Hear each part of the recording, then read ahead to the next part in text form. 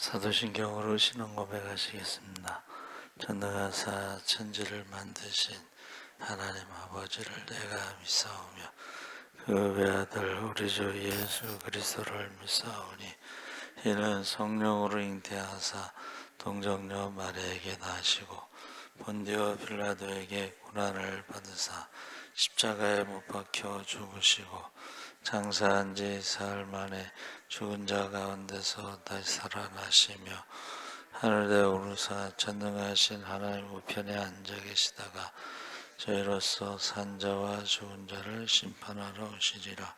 성령을 믿사오며 거룩한 공회와 성도가 서로 교통하는 것과 죄를 사하여 주시는 것과 몸이 다시 사는 것과 영원히 사는 것을 믿사옵나이다.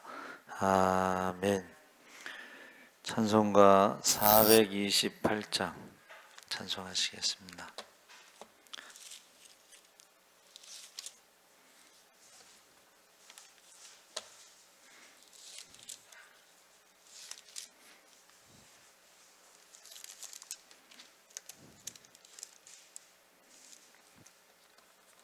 찬송가 428장 찬송하시겠습니다.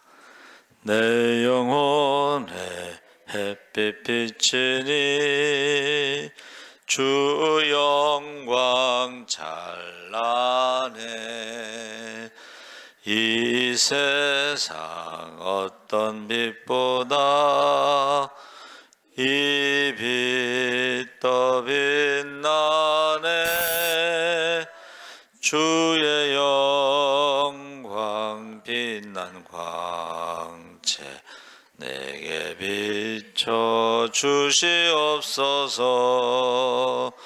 그 밝은 얼굴 배울 때 나의 영혼 기쁘다. 내 영혼에 노래 있으니 주 찬양합니다. 그 길을 기울이시사 다 듣고 계시네. 주의 영광 빛난 광채 내게 비춰 주시옵소서. 그 밝은 얼굴 배울 때 나의 영혼 기쁘다. 내 영혼에 봄날 되어서 주 함께 하실 때 그 평화 내게 주 은혜 꽃피네.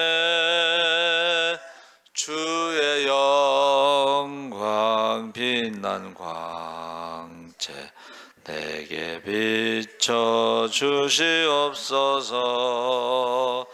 그 밝은 얼굴 배울 때 나의 영혼 기쁘다. 내 영혼에 희락이 있고 큰 소망 넘치네. 주 예수 복을 주시고 또 내려주시네. 주의 영광 빛난 광채 내게 비춰 주시옵소서. 그 밝은 얼굴 배울 때 기쁘다. 아멘. 하나님 말씀은 요한일서 1장 1절에서 4절까지 교독하겠습니다. 387쪽에 있습니다.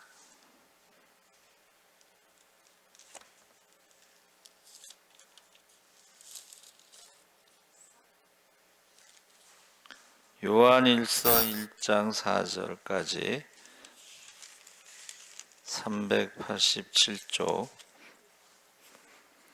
1절서부터 4절까지 우리 한 절씩 교독하겠습니다. 태초부터 있는 생명의 말씀에 관하여는 우리가 들은 바요 눈으로 본 바요 자세히 보고 우리의 손으로 만진 바라.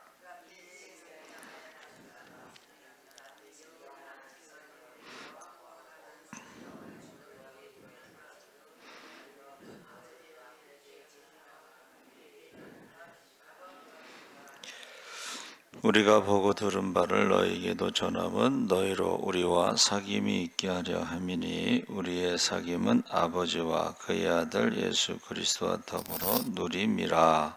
우리가 이것을 쓰면 우리의 기쁨이 충만하게 하려 함이라.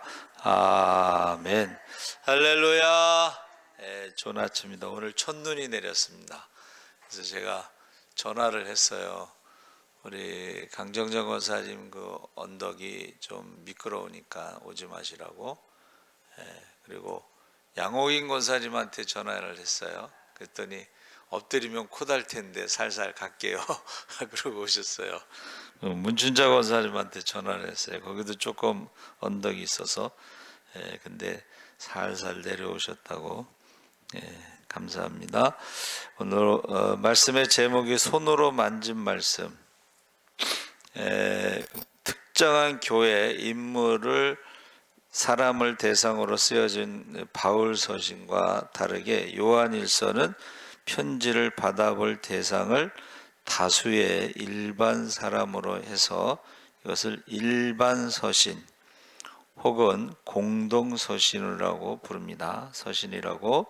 그래서 요한일서는 성경에 분류할 때에 일반 서신으로 구분하지만 또 다른 일반 서신과 다르게 야고보서나 베드로후서, 유다서와 달리 서신의 형식에서 조금 벗어나서 요한은 강조하고 싶은 내용을 위주로 기록하고 있습니다.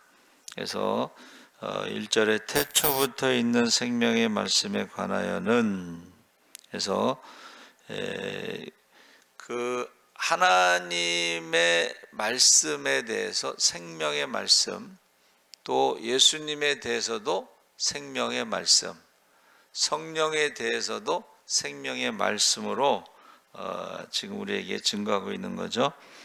그래서 우리 주일날 말씀 나눌 때 사도 요한은 94세에 주후 100년에 돌아가셨는데 계산을 해보니까 이제 37세에 제자로 부르심을 받고 3년 공생애 동안 있다가 40세에 성령을 받았죠. 오순절 마가다락방에서 성령 받고 94세에 돌아가셨으니까 54년 동안 성령에 대해서 그가 체험을 한 거죠.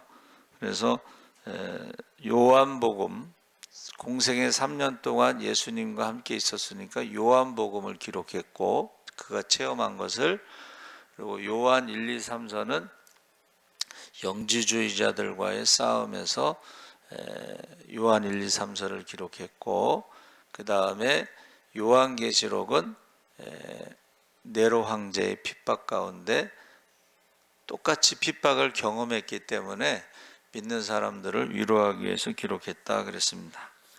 이제 계시록 1장 1절 3절에서는 예수님이 사랑하시는 자로 자기를 이야기하죠. 막내.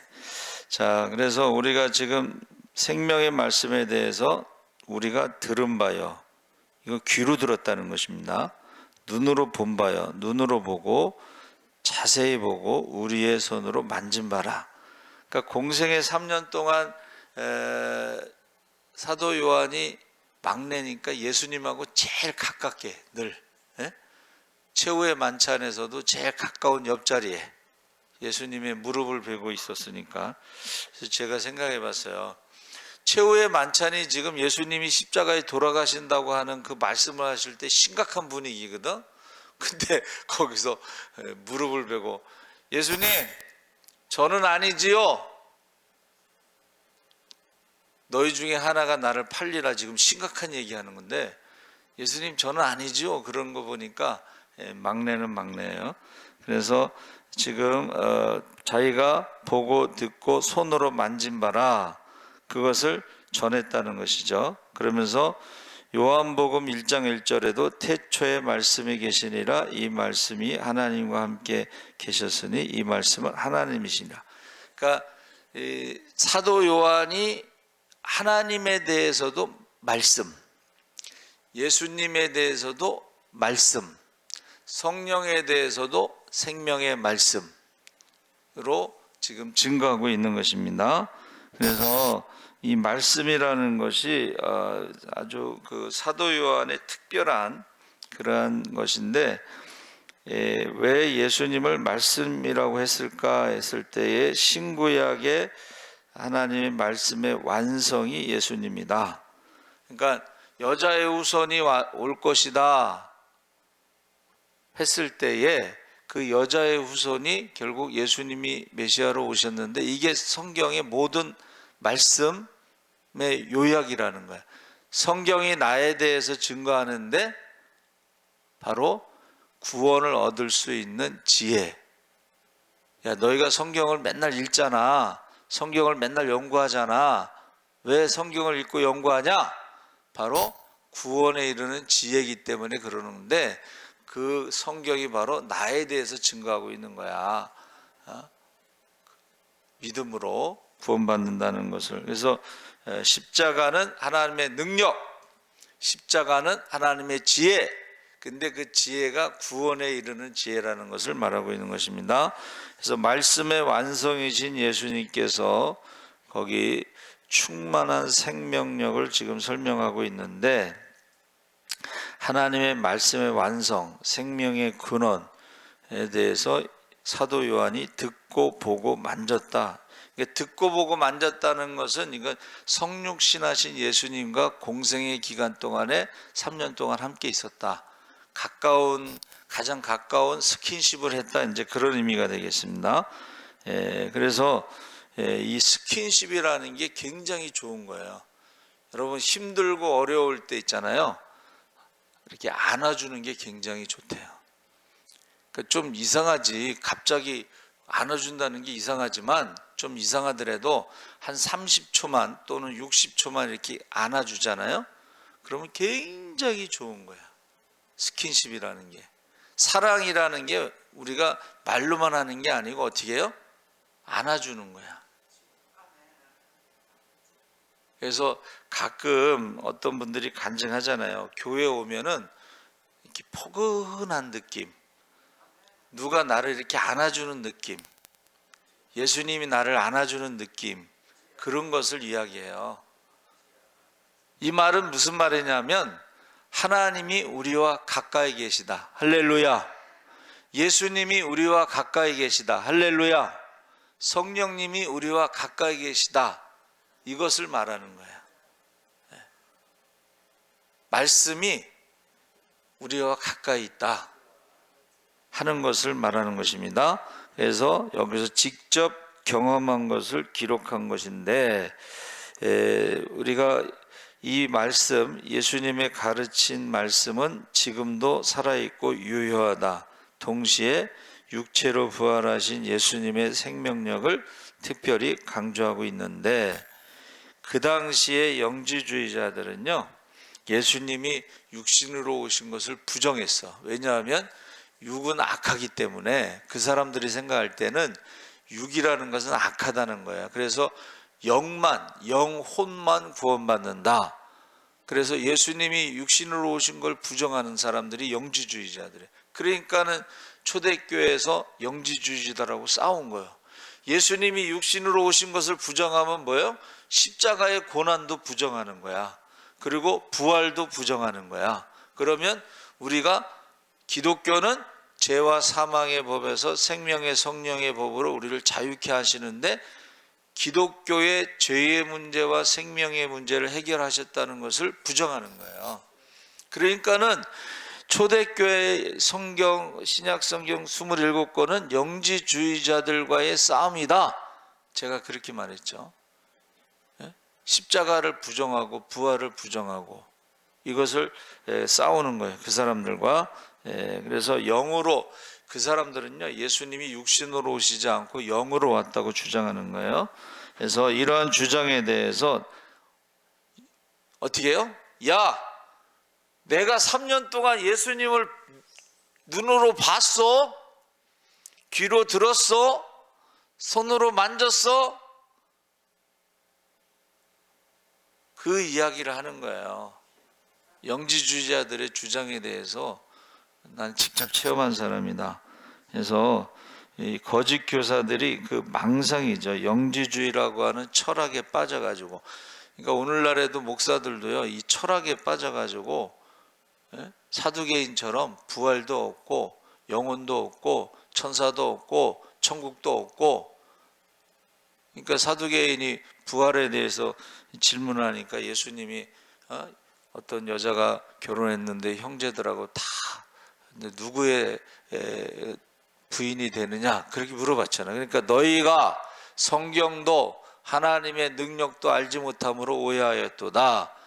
천국은 천사들과 같아서 시집가고 장가가는 게 아니다. 그렇게 말씀하시죠. 사두개인들이 바로 오늘날의 자유주의자들처럼 천사도 믿지 않고 영혼도 믿지 않고 천국과 지옥도 믿지 않고 그것을 주장하는 사람들이에요. 오늘날에도 자유주의 신학을 한 사람들이, 그 목사들 중에 그런 신앙을 가진 사람들이 있어요. 그러니까 설교를 할 때 잘 들어보셔야 돼. 저 사람이 지금 성령에 대해서 체험이 있는지, 성령을 받았는지, 중생의 체험이 있는지 그런 것을 잘 보셔야 돼요. 자, 그래서 지금 실제로 예수님에 대해서 영으로 왔다고 주장하는 것에 대해서 지금 영지주의자들과 싸우는 것이 요한일서입니다. 그래서 이 땅에 오신 예수님에 대해서 예수님이 돌아가시기 전에 또 다른 보혜사라는 것이 보호하고 은혜를 베푸는 것인데, 하나님도 보혜사고 예수님도 보혜사고 성령님도 보혜사예요. 보호하신다는 거예요. 그리고 은혜를 베푸신다는 것입니다.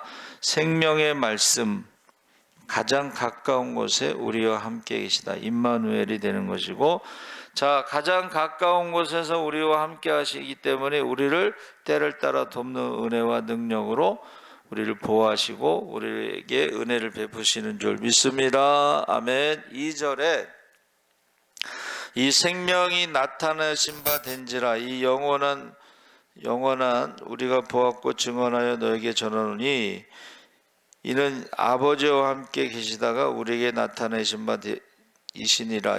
아버지와 함께 있었다는 것은 성육신에서 이 땅에 오시기 전에 하나님과 함께 계셨는데 그것을 그냥 말씀으로 함께 계셨다 이렇게. 근데 사실은 이거는 우리가 정확하게 설명할 수도 없고 이해할 수 없는 거예요. 말씀으로 계셨다는 것은 인격을 말하는 거예요. 인격. 그래서 예수님에 대해서 선제, 성육신으로 이 땅에 오시기 전에 계셨다고 하는 것을 말하고 있는 것입니다. 지금. 그러면서 뭐라 그랬어요? 증언하여 너에게 전하노니. 그러니까 이 예수님이 성육신에서 오시기 전에 하나님과 말씀으로 함께 계셨다는 것을 어떻게 하냐면 구약 성경에 예언된 말씀을 가지고 말하는 거예요. 여자의 후손을 보내겠다. 이사야서의 9장 6절에 한 아기를 보내겠다. 한 아들을 보내겠다. 그 이름은 기묘한 모사라, 전능하신 하나님, 영원하신 아버지, 평강의 왕이다. 그러니까 이러한 약속된 말씀으로 계셨다가 그 말씀이 성취돼서 오신 것이 성육신하신 예수님이다. 약속하신 대로 계셨다는 거예요. 그래서 지금 생명의 말씀으로 지금 쭉 설명하는 거예요. 근데 그 생명의 말씀에 뭐라 그랬어요? 태초부터 계셨다 하는 거예요. 자, 3절에 우리가 보고 들은 바를 너희에게 전함은 너희로 우리와 사귐이 있게 하려 함이리. 우리의 사귐은 아버지와 그의 아들 예수 그리스도와 더불어 누림이라. 그래서 경험한 사람의 그 54년 동안 이제 성령을 경험하면서 목회를 하면서 영지주의자들과 싸우면서 그가 말한 게 뭐예요? 왜 성령을 보내셨느냐? 바로 우리와 사귐, 교제하기 위해서 그런 것이다. 어느 목사님이 전도에 대해서 설명하는데 예수님은 성경 공부를 하신 적이 없다. 같이 사셨다. 같이 사시면서 어떻게 해요? 삶으로 보여줬다는 거예요. 사랑하는 걸 어떻게 해요? 병든 자들을 아침부터 저녁까지 만나서 병든 사람들을요, 고칠 때에 말씀으로만 고친 게 아니고 만져주셨다. 이 병든 사람들을 만져주는 게 쉬운 게 아닙니다. 그렇죠? 그런데 그 삶으로 보여주셨다는 거예요. 자, 성경 공부, 구약의 모세, 율법, 예언서, 선지서 이렇게 가르친 적이 없고 삶으로 보여주셨는데, 사랑에 대해서 한 영혼을 불쌍히 여기고 사랑하면 그 영혼을 위해서 기도하지 않을 수 없고 전도하지 않을 수 없다. 그 목사님이 늦게 이제 목회를 하신 분인데, 그 평신도의 입장에서 또 오랫동안 예수를 안 믿다가 늦게 예수 믿은 사람으로서 생각을 해서 정리를 한 거예요. 예? 저와 여러분이 신앙생활 할 때 성경 공부라고 말씀하시면 안 되고, 신앙생활은 예수님과 함께 사는 것이다. 그리고 예수님을 닮아가는 것이다. 그래서 예수님의 눈으로 어떻게 해요? 불쌍히 여기시고 그 불쌍한 사람들을 가까이 하고 스킨십 한 번 더 안아주고 한 번 더 만져주고 하면서 그들을 위해서 한 번 더 기도하고, 그게 바로 사랑이고 그게 바로 전도다. 그렇게 이제 설명을 하시더라고요. 근데 저는 그 말이 맞다고 생각을 해요. 성경 공부 많이 해서 지식이 많다고 그래서 영혼을 사랑하는 것도 아니고 기도하는 것도 아니고 전도하는 것도 아니죠. 그래서 예수님처럼 그렇게 해야 된다. 4절에 우리가 이것을 쓰면 우리의 기쁨이 충만하게 하려 함이라. 그래서 사실은 하나님께서 아담을 만드셨을 때의 목적이 뭐냐? 하나님과의 교제, 사귐, 사랑, 그것이 바로 목적이었는데 이제 마귀의 유혹에 넘어가서 하나님 말씀을 의심하기 시작하면서부터 문제가 생긴 거예요. 여러분, 사람과 교제하고 사귈 때 저 사람을 의심하면은 교제가 안 되지, 사귐이 안 되지, 그렇죠? 그래서 하나님을 말씀을 의심하면서부터 하나님과의 관계가 이제 멀어지면서 불순종할 때에 영적인 죽음, 교제 단절이 생긴 것입니다. 하나님과 교제가 단절되니까 어떻게 돼요? 하나님과 교제가 단절되면서 기도를 안 하니까 불안해지지. 하나님을 사랑하지 않고 불순종하니까는 불안해지지. 사람도 마찬가지예요.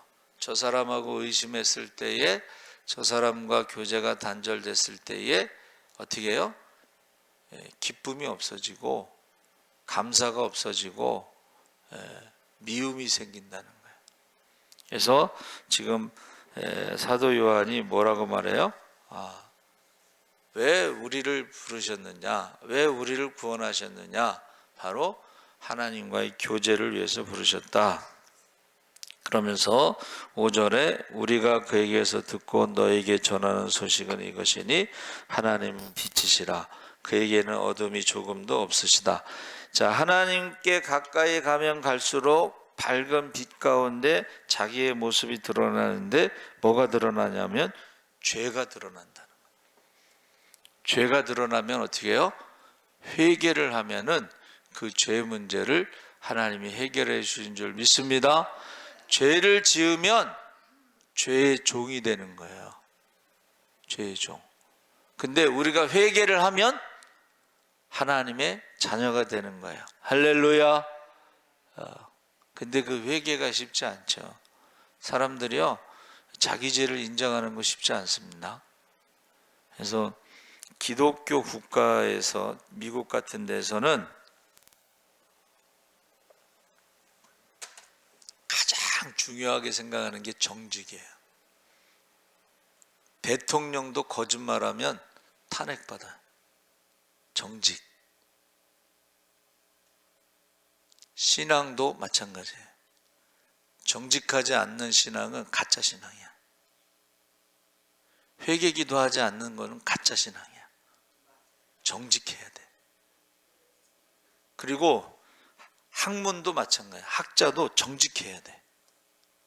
근데 대부분의 학자들이, 우리나라 사람들 거짓말해. 그 서울대 교수들이 제자들의 논문을 자기 것으로 해서 발표하는데 양심에 가책이 없나 봐. 양심에 화염 맞았나 봐. 그러니까 제자들의 논문을 자기 것으로 발표하는 사람들. 하나님 앞에 가면요, 다 드러나. 거짓말한 거 드러나요. 거기에 심판이 있습니다. 자, 하나님 빚으시라. 그러면서 우리가 죄가 없다고 하는 사람들은 거짓말하는 사람이다 그랬습니다. 그래서 저와 여러분이 하나님 앞에 회개의 영을 부어주셔서 하나님 심판을 두려워해야지 우리가 회개할 수가 있습니다. 그러니까 지금 보면 하나님을 두려워하지 않고 심판을 두려워하지 않는 거예요. 그러니까 회개하지 않는 거죠. 여러분, 회개하지 않고 이 땅에서 잘 먹고 잘 살 수는 있어도 그러나 천국엔 들어갈 수 없습니다. 그래서 9절 10절에 만일 우리가 우리 죄를 자백하면, 회개하면 그는 미쁘시고 의로우사 우리 죄를 사하시고 우리를 모든 불의에서 깨끗하게 하실 것이요 만일 우리가 범죄하지 아니하였다 하면 하나님을 거짓말하는 이로 만드는 것이니 또한 그의 말씀이 우리 속에 있지 아니하니라. 말씀이, 생명의 말씀, 예수님이, 성령님이, 하나님이 우리 안에 있지 않으면 그것은 거짓말하는 사람들이. 그러니까는 하는 짓이 꼭 마귀 짓하고 마귀가 하는 말하고 거짓말하잖아요, 그렇죠? 그래서 그 만졌다는 것이 푸셀라 파오, 히브리어로는 마샤시, 마사지 같았고 마샤시. 그런데 이것은 만졌다는 것은 더듬거리다 뭐 이런 말인데, 여러분 이게 우리가요 여러분 이렇게 몸을 이렇게 만져보면 어디가 아픈지를 알 수가 있어요. 그래서 자꾸 이렇게 하나님이 우리를 만지셨다는 것이 말씀을 들을 때 우리 어느 부분이 딱 아프죠. 그걸 회개하면 돼요. 그래서 베드로가 오순절 첫 번째 설교가 뭐예요? 너희가 죽인 예수가 하나님의 아들이다 했을 때 그들이 어떻게 해요? 마음이 찔림이 있어서 우리가 어찌할꼬. 그 부분이 죄. 그 부분이 죄예요. 만졌을 때에, 말씀이 타치했을 때에 아픈 그 부분이 죄인데, 회개하면 뭐라 그랬어요? 베드로가 회개하고 예수의 이름으로 세례받고 용서받고 하나님의 자녀가 돼서 성령을 선물로 받으라.